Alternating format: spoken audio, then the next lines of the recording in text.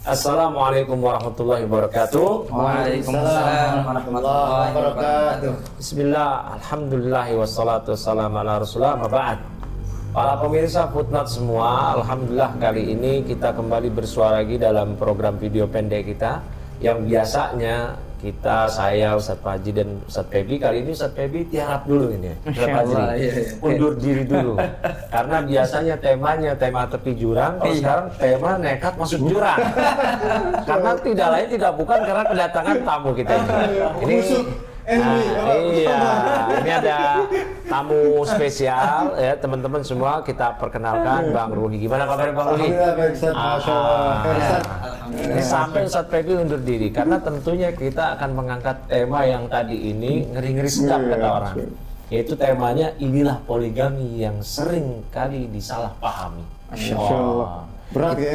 Berat, kenapa? Oleh karena itu pembicaranya antum di sini. Kita kenalkan kepada pemirsa bahwasanya beliau Bang Ruhi ini adalah praktisi dari 4 istri. Alhamdulillah, Masya Allah. 4 itu maksimal udah, nggak bisa 5 lagi ya? Iya. Nggak bisa udah 4. Kalau 5 lagi kita mazhabnya beda, yang beda yang subur ya. Jangan ya, mazhab Ahlussunnah aja ya.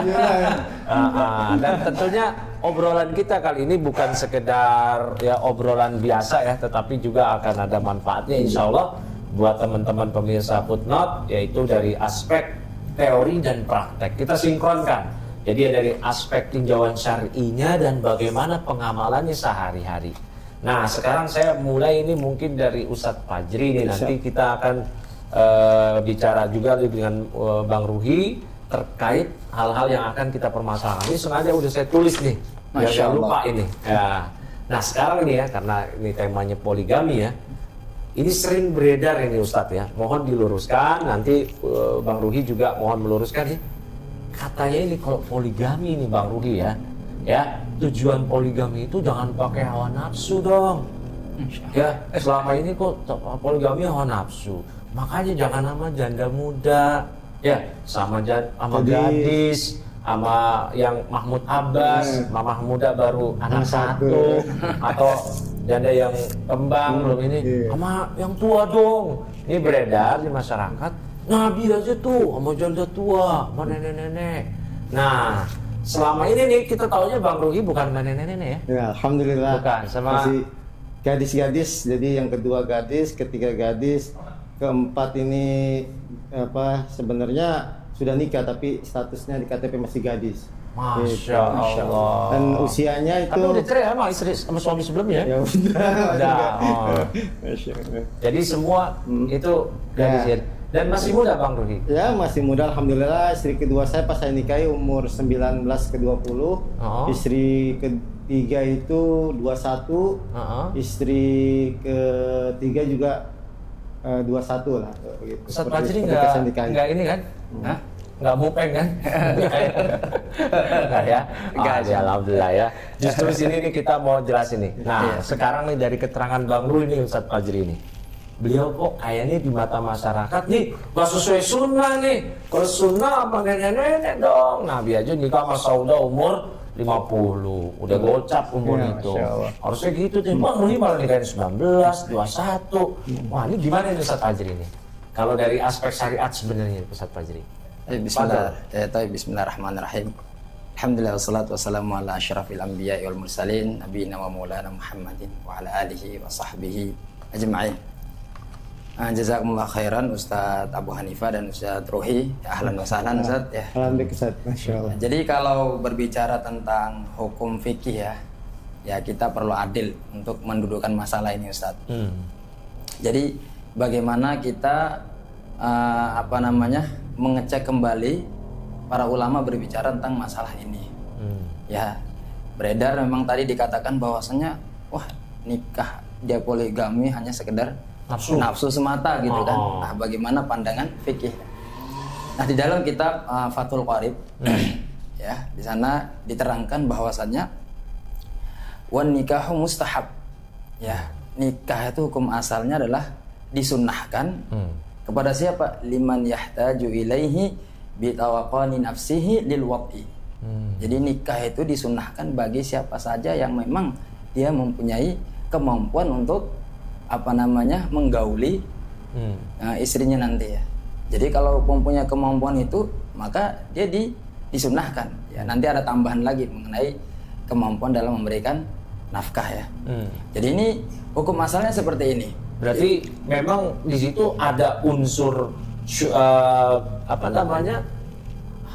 nafsu birahi memang ada ya? Ya memang ada. Justru dalam Al-Quran Allah terang-terang mengatakan zuyyina lin-nasi hubbus syahwat minan nisa. Jadi manusia itu ya dia diberi dia dihiasi dengan kecondongannya untuk menyukai syahwat yang namanya menyukai wanita.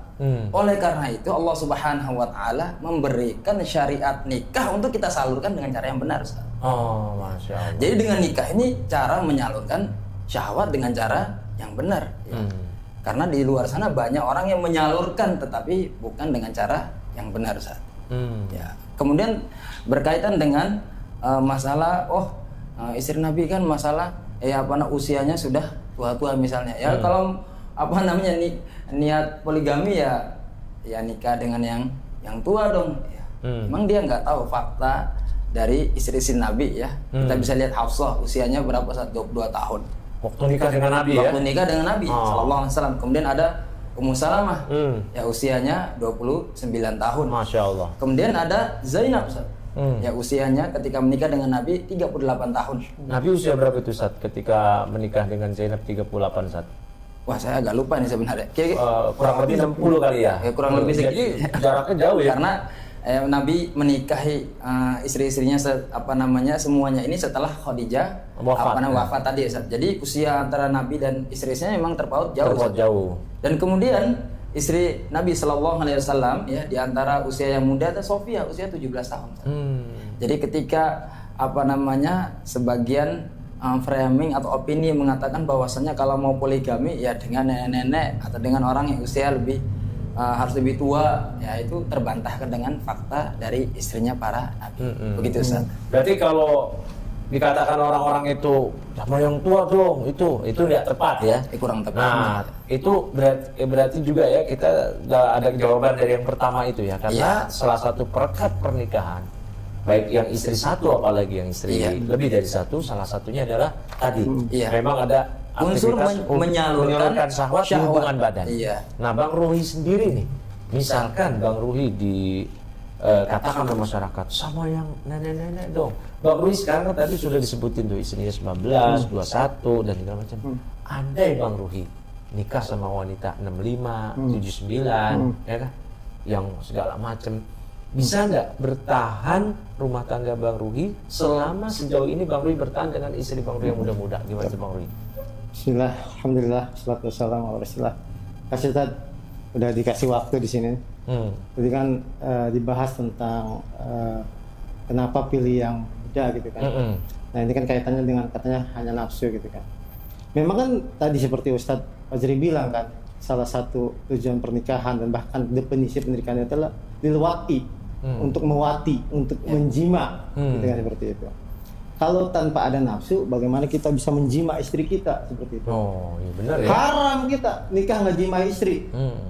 Terzolimi istri kita nikahin nggak kita jima.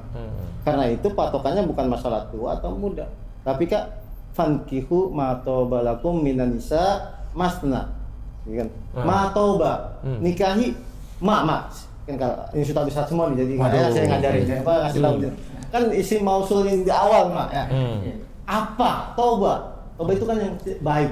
Apa yang baik kalau diartikan di terjemahnya kan yang kamu sukai kan. Tapi kalau kita terletnya kan apa yang kamu anggap baik, apa yang membuat kamu suka, gitu kan. Kalau kita nikah sama orang yang kita nggak suka, kira-kira rumah tangganya akan berjalan normal nggak? Gitu. Nggak bisa. Nggak bisa. Sehari kayak aja. kawin paksa aja yang namanya ini Siti Nurbaya. Nggak bisa seperti itu kan. Nggak bisa jatuh cinta sama Datuk Maringgi ya. Seperti itu. Makanya kita ada unsur suka di situ yang membuat kita tertarik, gitu kan. Kalau memang dia sukanya yang tua, mungkin dia Oedipus kompleks gitu kan. Itu lain lagi ya. Gitu kan. Sah-sah aja. Memang ketertarikan dia kepada yang senior. Jangan sebut tua, senior. Seperti itu. Nah, itu sah-sah aja gitu kan. Nah, gitu. Nah, saya kan sukanya yang masih gadis muda. Gitu kan, atau ada janda juga yang masih muda gitu kan. Kalau yang tua atau yang miskin, syariat kita kan mengatur ya. Yang kita sukai kita nikahi gitu kan. Yang tua yang tidak kita jadikan istri itu armalah gitu kan. Itu kan kata Nabi, armalah kita kalau menanggung armalah itu kan sama anak yatim hak aja hartanya gitu. Seperti itu saja. Jadi kalau kita menafkahi armalah itu dapat pahala yang besar ya gitu. Ya kan itu kan kita menafkahi dengan cara bisa sedekah gitu kan. Armalah nih janda nih pemirsa ya, bagi teman-teman yang belum paham armalah itu janda. Bang Ruhi ini ustadz juga. Jadi kalau ada janda tua ya disantuni gitu kan. Nggak harus dinikahi seperti itu. Kalau kita nikahi tapi kita tidak puaskan kebutuhan seksualnya, kita zalim. Zalim kan? Bahkan boleh minta cerai itu Ustaz ya, kalau istri tidak disetubuhi oleh suaminya sekian lama, tidak digauli itu boleh minta cerai Ustaz? Boleh. Masya Allah. Terus juga tadi ada yang menarik nih, Bang Ruhi kan tadi berdalil dengan fangkihu ma tabalakum minan nisa ma tabalakum. Berarti ini Bang Ruhi, andai Bang Ruhi boleh nih nikah lagi. Kata istrinya pertamanya, tapi dengan syarat saya yang nyariin. Itu gimana itu, Bang Ruhi? Ini sebenarnya semacam, kalau kita kan ada talbis iblis ya, ini talbis wanita nih. Insyaallah. Iya. Kalau dari aspek syariat gimana Ustaz Fajri? Memang gimana itu Ustaz Fajri? Sekarang hajat nikah itu buat siapa Ustaz? Buat si laki apa buat perempuan? Buat laki lah. Nah iya kan. Sekarang emang istri kita yang indah ini tahu apa kriteria yang akan bisa membuat kita senang gitu kan. Kita nikah itu kan litas kunu ilaiha, supaya kita menjadi tentram bersamanya gitu kan. Kalau yang nyari istri tapi nggak tentram, kita bagaimana? Oh iya. Dari syariat gimana Ustaz? Jadi kriteria sebenarnya syariat sebenarnya tidak memberikan batasan sebenarnya. Artinya enggak, maksud saya gini Ustaz. Syarat dari istri, you boleh nikah lagi, syarat Anda yang cari itu. Nggak ada syarat, nggak ada syarat seperti itu. Tapi kalau seandainya ya suaminya ya nggak apa-apa, barangkali ya istrinya mungkin tahu wanita yang baik seperti ini ya itu bisa dimusyawarahkan. Tapi kalau dengan syarat bahwasannya istri yang harus mencari kan nggak ada. Karena itu yang banyak beredar juga, banyak beredar ya. Nah, baik, sudah terjawab tadi 2 pertanyaan, tapi kita masih banyak lagi pertanyaan nih. Mumpung ada 2 narasumber kita ini yang kompeten, kita banyakin aja biar unek-unek teman-teman semua terkait hal ini terjawabkan. Nah, terkait poligami nih Ustadz nih, dan juga Bang Ruhi ya. Bang Ruhi nekat-nekatan ini poligami istri 4. Padahal Allah sudah jelaskan, fa in khiftum alla ta'dilu fawahidah. Kalau nggak mampu saat adil, 1 aja. Juga ada larangan ke siapa yang manmala, ya kan? Siapa yang condong kepada salah satu istrinya aja ila ihdahima, kan? Nanti dia ja'ayumal qiyamah, nanti dia datang pada kiamat dalam keadaan nanti dia miring sebelah. Sementara untuk berlaku adil, saat banyak beredar opini di lapangan bahwasanya Nabi aja nggak bisa adil, apalagi ente. Kan Allah berfirman, walan tastati'u an ta'dilu bainan nisa'i walau harastum. Kalian nggak akan mampu berlaku adil di antara terhadap istri-istri kalian, walaupun kalau kalian memang pengen adil. Gimana jawabannya Ustaz? Karena kalau berpikir kok seakan-akan Allah memerintahkan kita berlaku adil, tapi Allah katakan Nabi nggak berlaku adil. Ya, ini pasti ada yang salah persepsi dari masyarakat terkait ini, Ustaz. Coba mau diluruskan, Ustaz. Jadi yang tadi mengatakan bahwa Nabi aja nggak berlaku adil, sebaiknya bertobat ini. Karena ini dia menuduh bahwa Nabi tidak berlaku adil. Berbuat zalim. Ya, berbuat zalim. Itu yang poin pertama, Ustaz. Ada poin yang kedua, ketika kita berbicara tentang adil yang dimaksud adil apa dulu nih, Ustaz? Dalam masalah apa dulu? Nah, kalau adil dalam yang dituntut dalam poligami sendiri? Ya, kalau adil yang dituntut dalam poligami ya dalam fikih dibahas ya adalah adil dalam pembagian hari dan tempat tinggal, Ustaz. Pembagian hari dan tempat tinggal. Ya, tempat tinggal. Ya, bahkan di dalam kitab Fathul Qorib juga dijelaskan. Di sini dia katakan wa taswiyatu fil qasmi ya bainaz zaujati wajibatun. Jadi pembagian menyamakan ya pembagian antara istri-istrinya tadi itu wajib hukumnya. Ya, dia berlaku adil ya, menyama. Dalam hal apa ya? Wa tu'tabaru taswiyatu bil makani caratan wa bizamani ukhra. Dan yang dimaksudkan dengan adil di sini adalah ya katakan tempat tinggal atau pembagian waktu. Baik. Dari aspek syariat sudah kita dapetin ilmunya tadi dari Ustaz Fajri. Nah, sekarang dari aspek keseharian, Bang Ruhi sendiri bisa nggak atau sudah menerapkan ya apa yang tadi sudah kita dengar dari Ustaz Fajri itu, Bang Ruhi? Ya, alhamdulillah ada min fadlillah. Insyaallah untuk nafkah lahir yang nampak, yang zahir itu ya kita berusaha semaksimal mungkin untuk berlaku adil. Kita memberikan jatah gilir yang sama antar istri-istri. Kita juga memberi tempat tinggal yang layak untuk masing-masing sesuai kebutuhannya gitu kan. Seperti itu. Baik. Berarti memang itu adalah sebuah hal yang disalahpahami bahwasanya Nabi berlaku adil. Adil yang yang dikatakan tidak mampu di sini mungkin bukan adil di situ. Adil dari aspek yang lain mungkin cinta kali ya. Mail kalau jadi kecondongan Nabi SAW ketika ditanya siapa yang paling dia cintai, beliau terang-terang mengatakan Aisyah. Bang Ruhi sendiri pun juga ada istri yang paling dicintai ya. Jadi sebut sini Bang. Yang boleh. Kan jadi kita kalau ada yang paling kita cintai, kan di situ. Kamu sekali-kali tidak bisa berlaku adil, walaupun kamu sangat menginginkan. Ini yang dimaksud adalah dalam hal cinta dan jima. Gitu. Berarti misalkan gini Bang. Pos 1 istri 1 nifas. Istri kedua haid. Istri 3 sakit. Pas malam keempat istri keempat lampu hijau nih Bang. Nggak ada kendala itu semua. Berarti ini salah nih persepsi masyarakat. Pas malam Bang Ruhi di malam ke istri keempat, jangan jima doang juga dong, biar sama kayak 3 yang temennya. Itu berarti nggak tepat Bang? Nggak masuk. Bahkan walaupun masing-masing tidak berhalangan, ketika saat itu tidak ada hajat terhadap istri kita itu ya nggak harus jima itu. Yang wajib itu kan menjatah gilir. Kan Nabi ketika dia menggilir, beliau bilang, Allahumma inna hadhihi qismati. Ya Allah, ini adalah giliranku, pembagianku. Ma'amliku, apa yang aku bisa, apa yang aku miliki, apa yang aku mampu gitu kan. Fala talumni ma tamliku wala amliku. Maka jangan engkau celah aku terhadap apa yang aku nggak mampu, aku terhadap engkau yang engkau miliki dan aku tidak miliki. Jadi masalah perasaan hati segala macam itu kan kendali Allah juga seperti itu. Cinta seperti. Jadi Nabi pun nggak sama dia menjima istri-istrinya. Bahkan tadi seperti Ustadz bilang, kecintaan beliau terhadap Aisyah bahkan jelas sekali. Semua tahu seperti itu. Maaf nih, ada di belakang. Bicara cinta nih. Katanya ada yang bilang kalau kawin lagi, nikah lagi, cinta pertama untuk istri yang pertama jadi berkurang atau hilang sekarang. Nggak bisa begitu. Ini mungkin suara Ustadz Feby nggak kedengeran. Saya sambung nih berarti ya, biar teman-teman yang di rumah dengar nih. Ini Ustadz Feby ternyata tidak tiarap, nguping juga ternyata. Diem sampai nanya juga. Nah itu biar teman-teman tahu, itu pertanyaannya adalah kalau tadi ya nikah lagi itu nanti istri cinta Bang Ruhi kepada istri berkurang, itu syubhat apa fakta?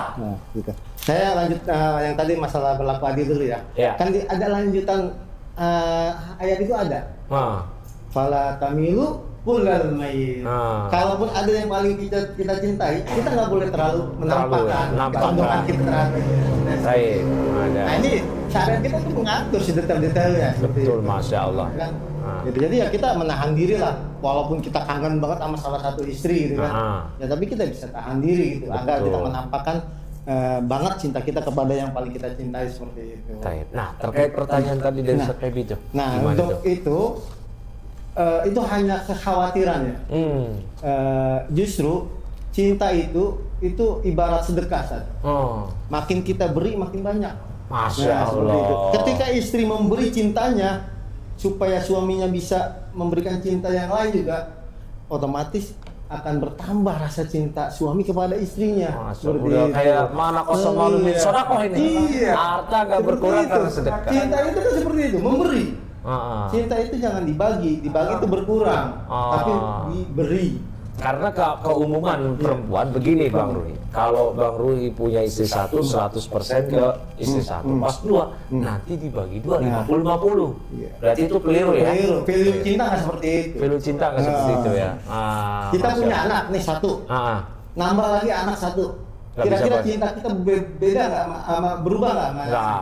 Enggak. Adapun sikap kita berbeda, itu karena memang perbedaan sikap antara masing-masing anak. Kalau yang udah gede, beda perlakuannya sama yang masih kecil, dimaklumi yang masih kecil, yang udah gede.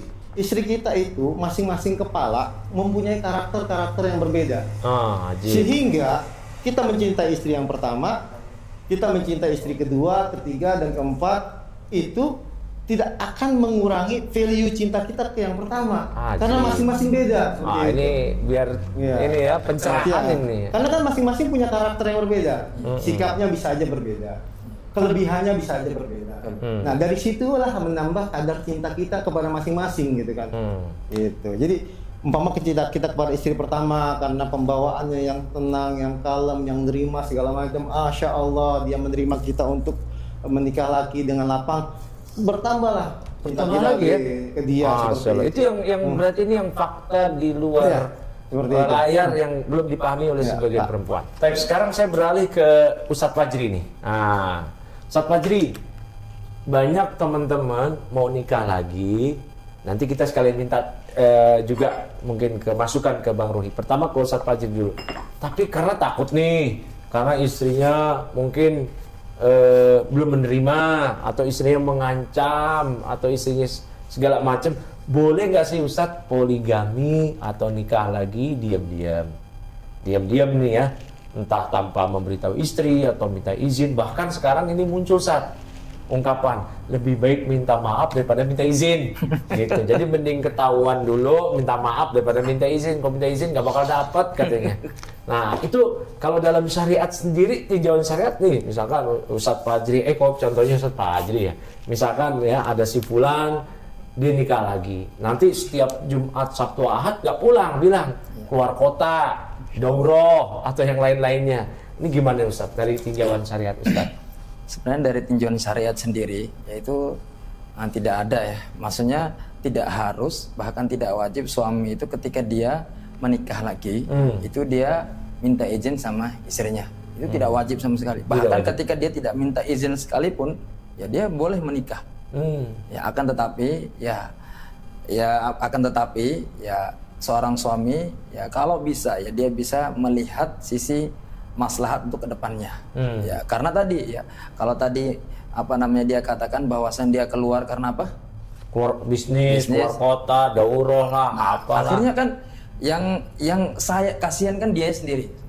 Artinya kan dari awal dia betul-betul memulai dengan mungkin tadi ya, rasa takut tadi, akhirnya dia tidak izin, justru malah kedepannya kesana terus, malah dia justru tidak berlaku jujur terhadap istrinya misalnya.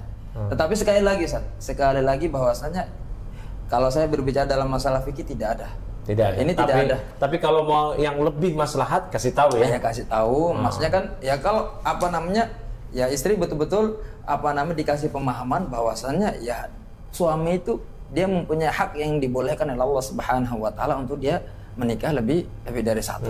Nah, itu yang harus betul-betul diberikan pemahaman kepada istri ya, meskipun memang ini adalah perkara yang berat bagi para istri ya. Jadi kita berbicara ini tentang adil dalam masalah hukum syariat Ustaz. Bukan berdasarkan perasaan atau berdasarkan hawa nafsu, enggak. Kita jauhkan itu semua.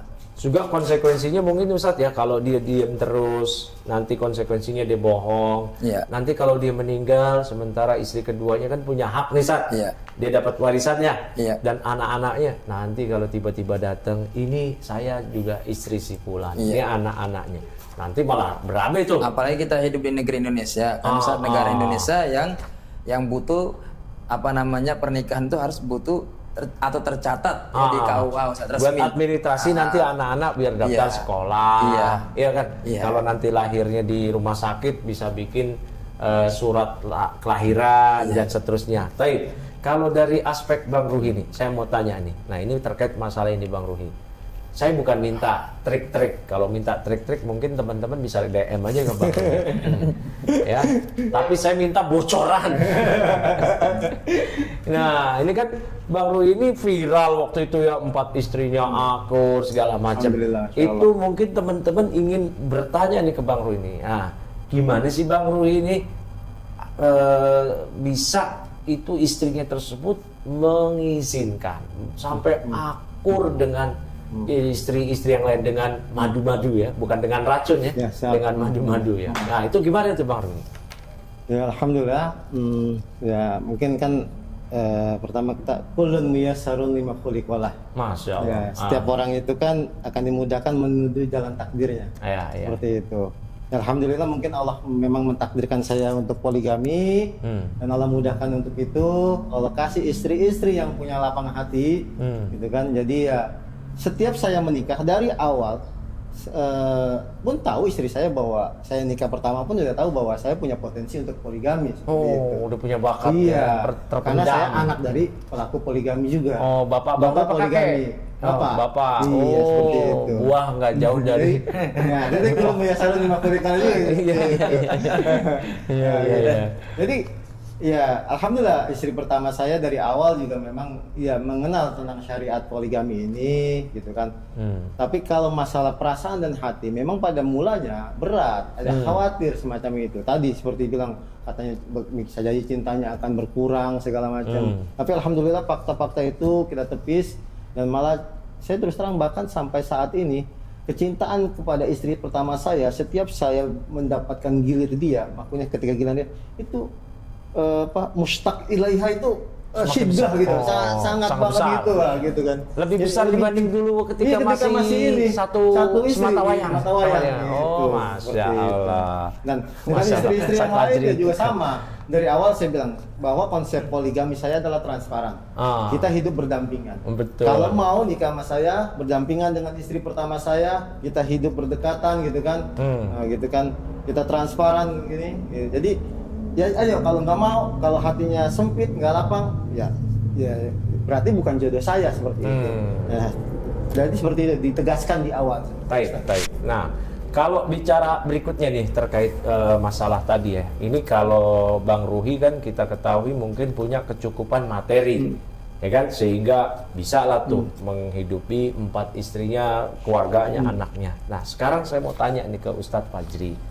Ya, kalau tanya ini ke Bang Ruhi ternyata kan materinya cukup. Nah, Ustaz, banyak teman-teman juga yang mungkin materinya kurang, itu kan dalam rangka mencontoh kisah-kisah orang terdahulu yang kurang pun juga poligami. Di zaman sekarang, Ustaz, dengan terlebih lagi zaman sekarang ini yang seperti ini, kira-kira masih relevan enggak, Ustaz? Atau situasi hukum jadi berbeda nih, Ustaz, ketika ada teman-teman yang materinya kurang mau poligami juga lah, apalagi setelah lihat viralnya Bang Ruhi kan. Wah, Bang Ruhi viral waktu itu di mana-mana, jadi terinspirasi. Wah, juga pengen nih. Tapi beda nih, Bang Ruhi di rekeningnya berapa, dia di rekeningnya berapa. Wah, pokoknya mau juga lah, rizqun minallah begitu. Gimana nih, Ustaz Fajri? Jadi berkaitan dengan kecukupan dalam masalah materi, selama tujuan daripada memberi nafkah itu bisa terpenuhi, maka itu sebenarnya sudah terpenuhi. Jadi ketika orang yang mau poligami ya tidak harus dituntut dia mempunyai pajero misalnya, Ustaz, atau Fortuner, atau rumahnya harus sekian, enggak. Nggak harus ya? Ya nggak harus, justru selama dia bisa memenuhi kebutuhan ya nafkah sehari-hari ya dari istri-istrinya. Nah, itu yang dikatakan sudah mampu. Bahkan menarik kalau kita mau kembali ke fikih ya. Di sana di Umdatus Salik dikatakan bahwasanya ya kriteria seorang suami yang dikatakan mampu seperti apa, dia katakan fa in kana musiran. Ya, kalau dia mampu ya? Maka famuddaan. Maka dia memberikan nafkah dengan 2 mud. Kira-kira 2 mud ya. Setengah sok. Nah, itu setengah sok itu berapa kilo? 1,5 kilo lah. Ya, kurang lebih 1,5 kilo ya. Sehari saat ya. Sehari. Nah, ketika dia bisa mampu menerapkan itu, pokok tuh ya. Makanan pokok tersebut ya dia sudah masuk dalam kategori dia bisa mampu menafkahi tadi, Ustaz. Bahkan kata para ulama di sini, wa in kana mu'siran, tapi kalau seandainya dia orang yang pas-pasan, famudun, maka dia boleh menafkahi istri dengan 1 mud. 1 mud ya, segini aja. Berarti boleh beli beras literan saat poligami, Ustaz. Dulu beredar tuh. Beras masih literan aja poligami loh. Waduh, berarti boleh ya.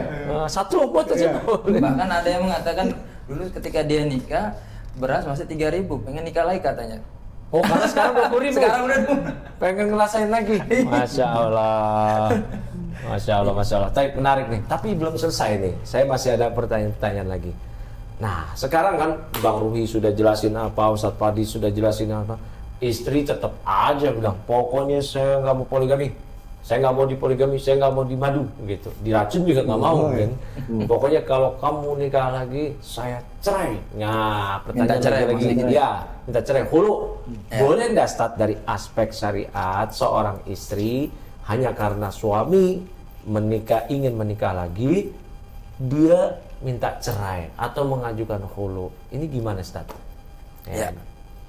Nah, jadi kalau dalam pandangan fikih, ya sebenarnya kalau selama perempuan itu sudah dipenuhi hak-haknya, sebenarnya tidak ada alasan baginya untuk meminta cerai, Ustaz. Bahkan ketika dia meminta cerai pun itu bahkan bisa masuk ke dalam kategori ya dimakruhkan, maksudnya.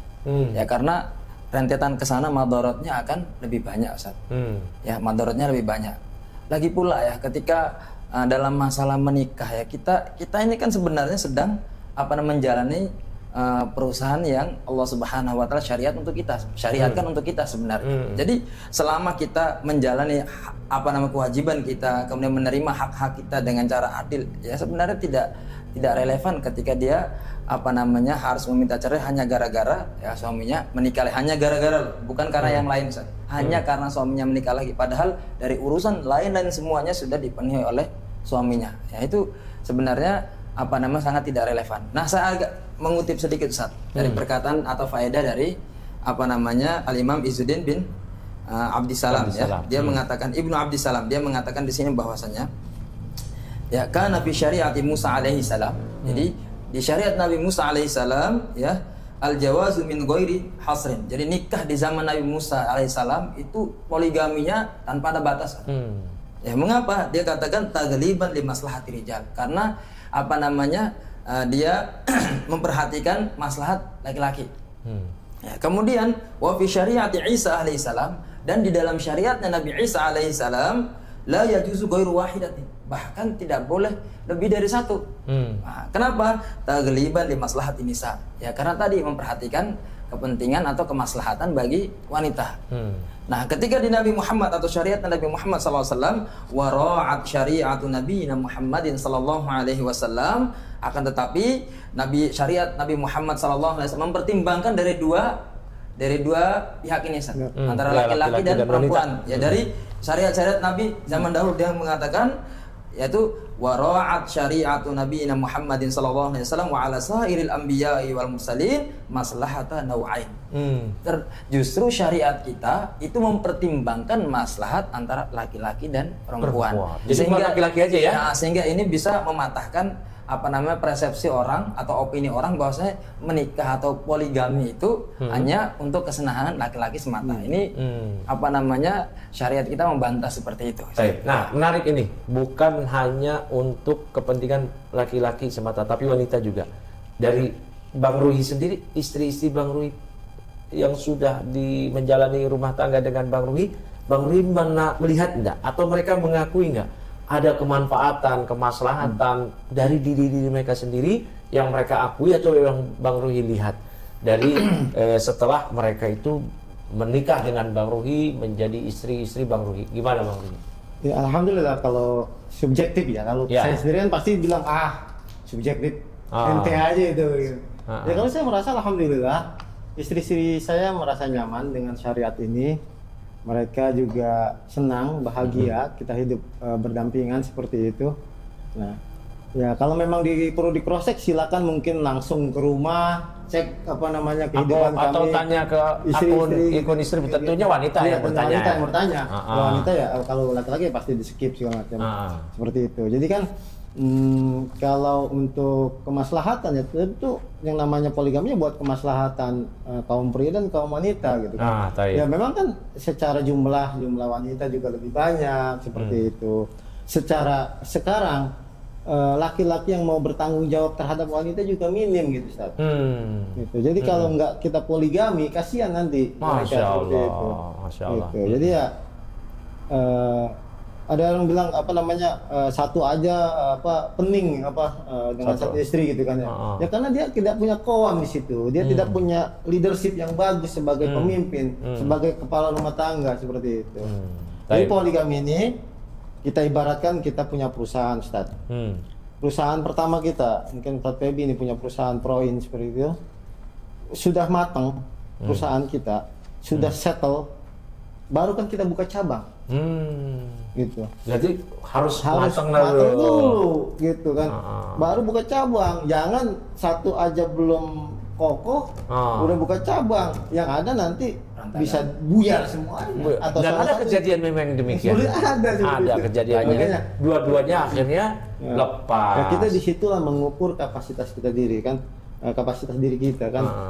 Rahimallahu man aropa qadra nafsi seperti itu. Barangkali mungkin banyak yang praktisi poligami yang tidak memperhatikan sisi syariat seperti itu yang membuat rumah tangganya berantakan. Akhirnya banyak diantara para istri atau mantan praktisi dari dipoligami oleh suami-suami mereka merasa tersakiti dengan hal semacam ini. Dan memang kita pun tidak setuju dengan praktek-praktek yang justru banyak melanggar ketentuan syariat.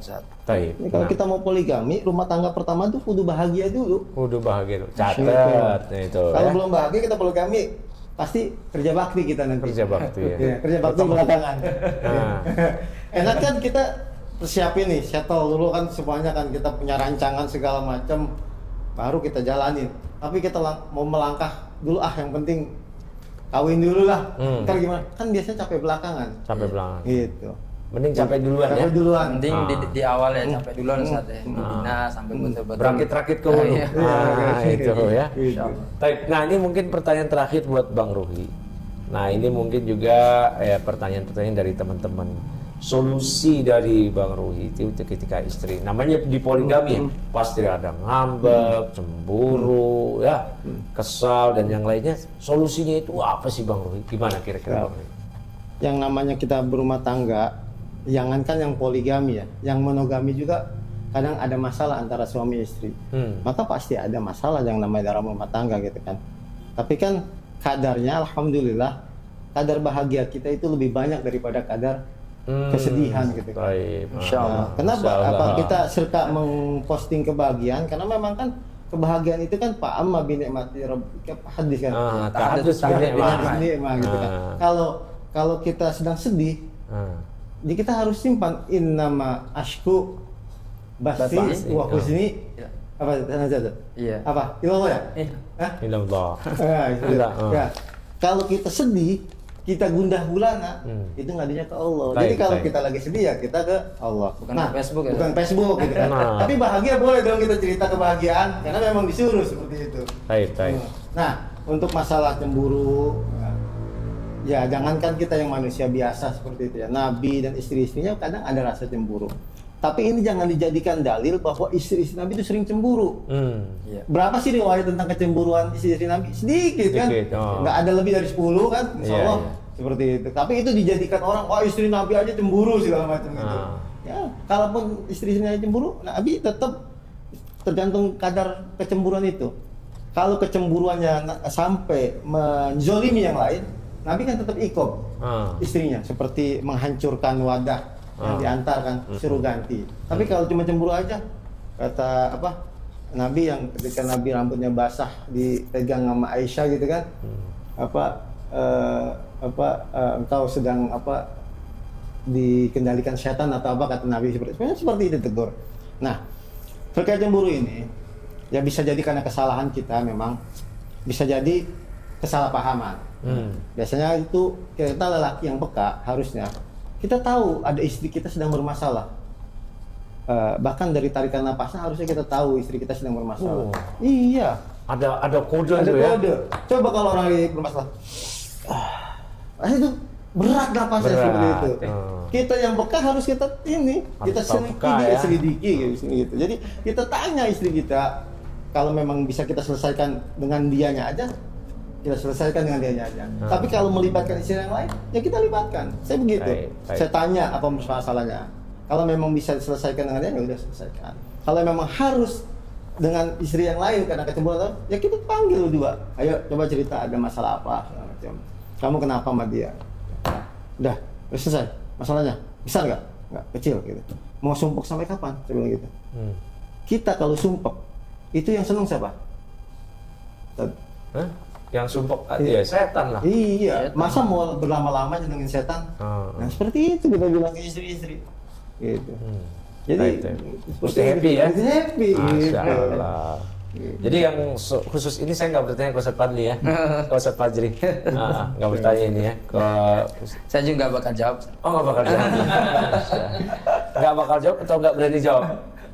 Nggak bakal aja deh. Oh nggak bakal ya, Masya Allah. Baik. Ya mungkin demikian aja ya teman-teman semua pemirsa dari Footnote. Ya semoga apa yang dipaparkan oleh kedua materi kita kali ini itu bisa menambah wawasan, pencerahan. Jangan dianggap sebagai sebuah hal yang berupaya menggiring opini untuk mengarahkan kepada udahlah poligami aja. Tidak.